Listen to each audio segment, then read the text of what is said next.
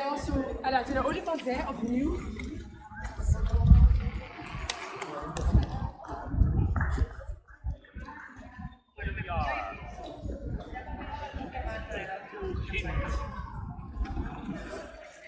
Yeah, gorgeous, right? So, beautiful there, guys. Here. Where to start? We have many historical information, but you should know the city was founded by Celtics 1,300 years ago. And imagined by Celtics. For that reason, the first name record of this city, at that time didn't exist, of course, the city as such, was Gandia. And Gandia, in the Celtic language, means confluence. That's the English version, confluence. Exactly. Because also in this city we have two rivers. The Scheldt River, which is the city number, you remember the Scheldt River, and the Liège River, like at the waffle, Liège River, because it's coming exactly from Liège, the city. So for that reason, as soon as possible, I will show you that we have more canal views, you know. We have a huge canal, Ashley is the name, Ashley, that's here, which used to be the bar, okay? So for that reason, this is a historical place as well. But if I have to talk about one citizen, special citizen from Ghent, I have to talk about that guy, Charles V. After Charles the Great, that guy was or is considered the big emperor of Europe, Charles V. You remember Philip II, the bad guy? Well, Philip II was his son. But that guy was a prudent, was a good politician, and he was living here in Ghent. He was ruling, he was dominating the world from here. He inherited America, you know, from Canada to Argentina. His mother was Joan de Mat, the second Catholic queen of Spain, and his father was Maximilian of Austria. You remember Maximilian? For that reason, he was living and in his beautiful palace. Look, that's Charles V. There's the palace. He was king of Milano, king of Naples, king of Germany, king of Spain. I mean, can you imagine it? But here he was Duchy of Brabant and Emperor, you know? For that reason, you will see Kaiser. Kaiser means in German, or in English, sorry, Emperor. And he was ruling the entire continent from here, guys. That's why we have one more special building in this area, which is the city hall. That one. All this entire building was the offices of the Gestapo. You know what is the Gestapo, right? The German policy, the Nazis' German policy. They were domain the Netherlands from this building, but that building is even more special because there, as you close the door, you will see one big glass and one document, one book. The name of that book is the Pacification of Ghent, or the Independences of Netherlands. Guys, the Dutch people, they took the independences against Spain from that building. You remember William of Orange? He came here only for one reason, to sing the independences of Netherlands to Spain. So for that reason, that building is special not only for the entire population of Ghent, also for the entire population of Netherlands. Because from that building, one new history began, you know? But also I have to show you one more building. Look at the Belfort. This is the Belfort of Ghent. 9th century, 14th century, especially the year 1313. But even from here, you can see the symbol of the city. Look at the dragon. Can you see the dragon? Guess what? It's coming from the Vikings, which remind the Viking occupation, remember, once at the end of the 9th century. The name is the Golden Dragon, which means the dragon protector, and that place is a museum. For that reason, let me show you a great picture, and I will give you more details about the city, the historical city of Ghent. And this is the well-known Gothic style, the international Gothic. We will see more buildings like this spread in the city. For that reason, the city of Ghent has one more official name, the Gothic city of Belgium. Let's go to visit the city.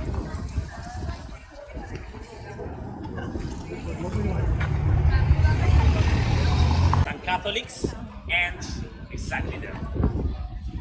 Guys, this is a historical place, you should know. Not only for the Ghent citizens, for the Europeans, because after that conflict, Europe is not the same anymore, okay? By the way, it's closed, but you can go in from that door, okay? Just turn in from that door. Right here we are in another administration. Look at the flag of Flanders, and the green one is the flag of East Flanders. So we are in another administration, totally different than Antwerp administration. Okay? So let's visit the cathedral, because the cathedral is my main museum option for you guys. Come here. You already been in Bruges? The Bruges city looks like a red color, the landscape. It's because all the entire city was built with that blue stone. That's the reason it's upgrade and all this stuff. And also from here you have to know, you remember the Romans, all this stuff. We have a Roman legend, so to speak, is that one, the Mameluker. Cicerone was the emperor. Supposedly that guy was not living there. He died in the jail drinking milk from his daughter's breast. But even from here you can see better the Mameluker. And look at the tower, 9th century. And the last one, 14th century. That is a museum, guys, only 11 euros. And by the way, I forgot to say, the real dragon is not that one. It's hidden in the building, okay? So why not? You can spend your time there, and can you see the clock? Look at one person. From there, you will see the entire ring of the city, you know? It's a great picture, and you will learn all the history of the Belfort, Atalaya Belfort, which was the original name.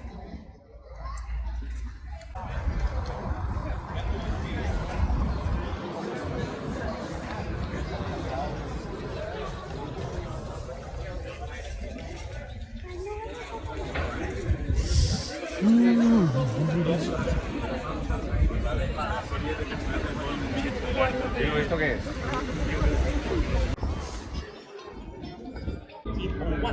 For that reason, the only original building here is the paint. Can you see that?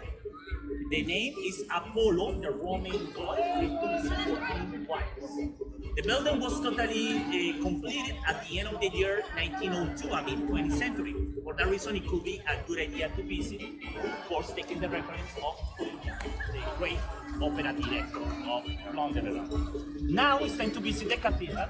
This is my biggest museum option because there we have the Mystic Lamp by Hoover and Jean Van Eyck. So let's visit the cathedral and I will explain you more. This place is an old place. It used to be an abbey, you know, 9th century. The monks, they were living there, reading theology, all this stuff, because they tried to evangelize the population, the barbarian population from that place, you know. For that reason, today is considered the second big cathedral in Belgium. I mean, all the Catholic power in this country is exactly there. For that reason, it's a beautiful place, and guess what? Style. This is the real Gothic style. This is good. It's beautiful, guys. This guy, Charles V, he was baptized here at the end of the year 1500. For that reason, all the great, let's say, character or citizens of Ghent are exactly there. Look at the year, 941, 10th century. The first archbishop of Ghent was Eugene Babus. For that reason, the church cathedral has his name. Until places.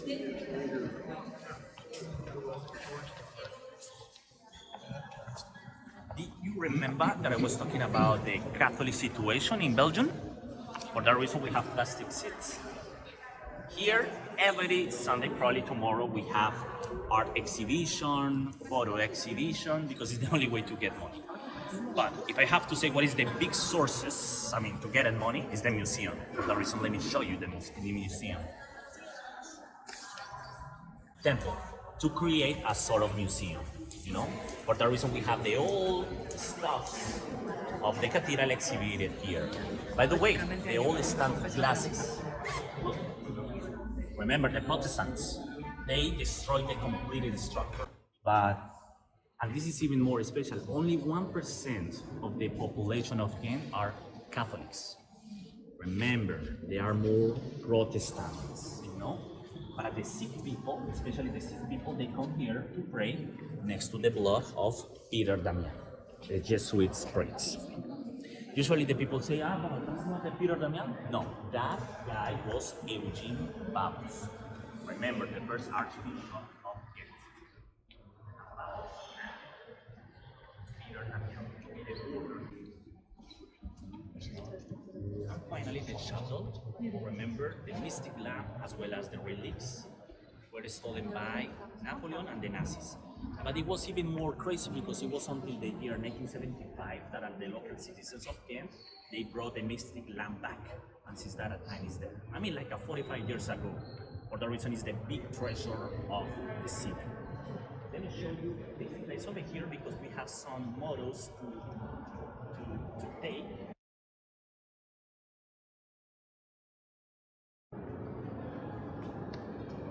Like a great local people also, they has been developing this kind of art, you know. Usually, back in the time, the statues, they were fixed like this. But here you have like a scene, like a movement. Can you see that?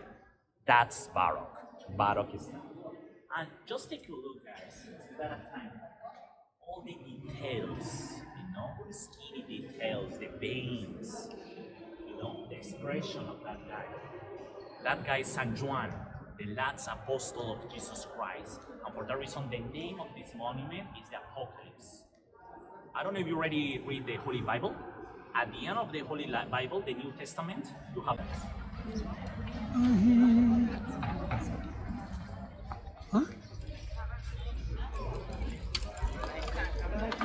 पुराने नहीं है Batman में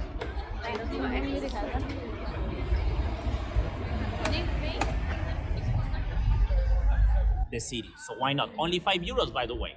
But probably you're gonna sleep there because it's too quiet, you know, it's too good. If I have to show you one building here, historical, is that one, the dancers. Let me show you one.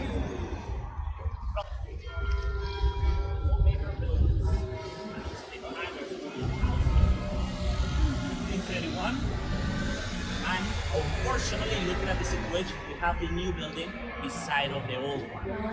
Why? Because it's no longer considered as a World Heritage Site. I mean, if I have to say what is the bad news about the city, it's that one. The city, even being the third old city of Belgium, is not considered as a World Heritage Site. You know?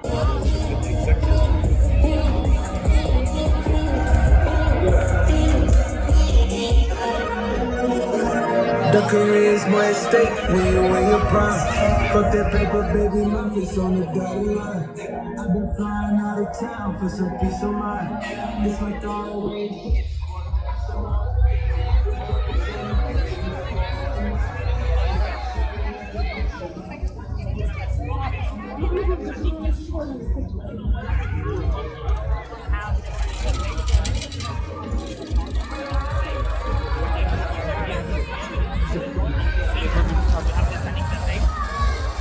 The gift?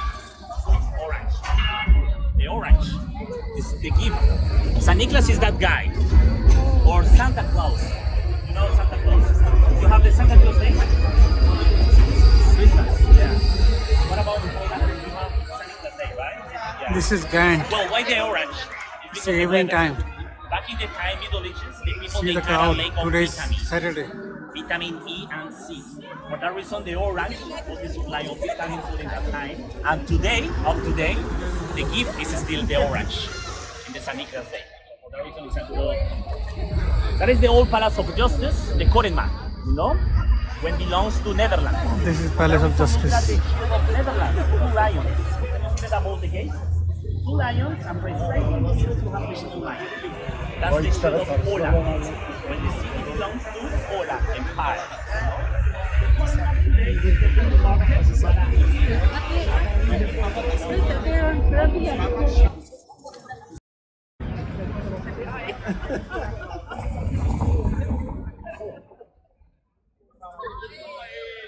Just follow me, guys, please, right here.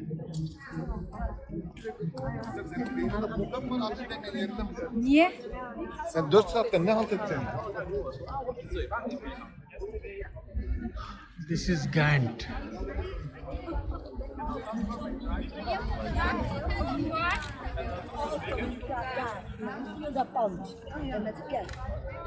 Look at that. Welcome to the Grassley, the old harbor of Ghent. That area. In case that you're wondering to know what does mean Grassley, is the bar, okay? The bar. right there. The Asli is that one. And just keep them on 1 second, please. And voila.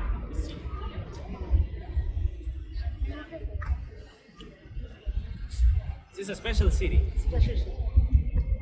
Not like other European countries. This looks like old. You know what was the diet here? The poor people, of course, not the nobles. They were eating bread and beer. That's it. That's it. The rich people, the nobles, the aristocracy, of course, they were eating good. But for that reason, they brought the grain to that building, the Sailor Guild House. Look at the Sailor Guild House. Well, it's evidence, no? You can see that the sailors with the archer. So, 1521. This one, the first one. Can you see the sailors on top? Is that? So basically, they put the grain there. They had to pay duties, of course, and taxes. Don't forget it. Duties to the Sailor Guild House, taxes to the king. After that, the second old grain building is that one. And guys, below there is water. You know how they call it? The dancing houses. It's the same like in Amsterdam.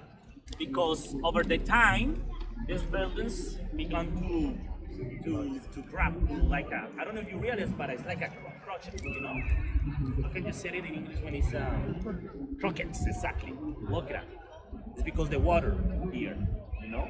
So they have wooden pillars below, and it's the only way to fix the building. Or the otherwise, they have to gap the buildings, like create a gap. Can you see that? That space. Or finally, they have to build small buildings next to the huge buildings. Look at the small building over there, between the huge building. Okay. And the first grain building or barn is that one, with a Romanesque stone. Okay. 1409.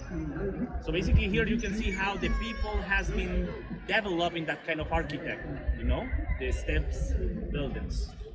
And it had a meaning. More steps you have in your building as a guild house, well, more money you have. Because you have a huge place, well, you have a huge guild house.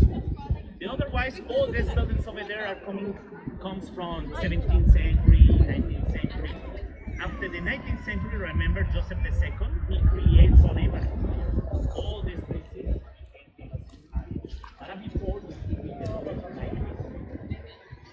The machine, the spinning machine, that guy who was living in Ghent, the city had a crisis, economical crisis, and the only way to overcome the crisis was bringing the spinning machine. For that reason, until the end of the 19th century, the city of Ghent was a fashion capital. That's why we have a secular name today in all the language. In French it's elegant, in Dutch it's Nieuwe Ghent, which means made in Ghent. Okay? For that reason, guys, you should know, Ghent also was the fashion capital because the wool production, the entire territory from there.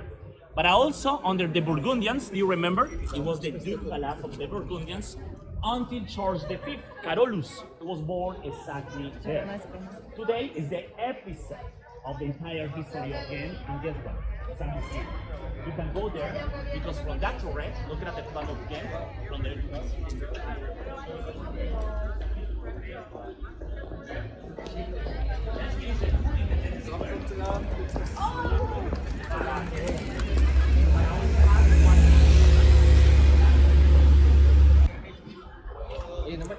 This market, 16th century. From here you can take a better picture. So we are the Dead Square or the fish market, you know. You remember the name, the original name of this city? Gandia, which means confluence. For that reason, the statue is the Liege River, the lady who is fishing, and the guy is the Scheldt River. And remember, they are going to finish in a sort of delta in the North Sea. For that reason, we have Poseidon, the god of sea. Well, Poseidon for the Greek tradition, or Neptune for the Roman tradition. But it's the same, you know? That place used to be the fish market. We don't have any data about that building. The only way to recognize the year or the epoch of that building is through the shield, the lion with the crown, the Austrians, 17th century. Remember, after the Spanish, the Austrians, they were ruling this land.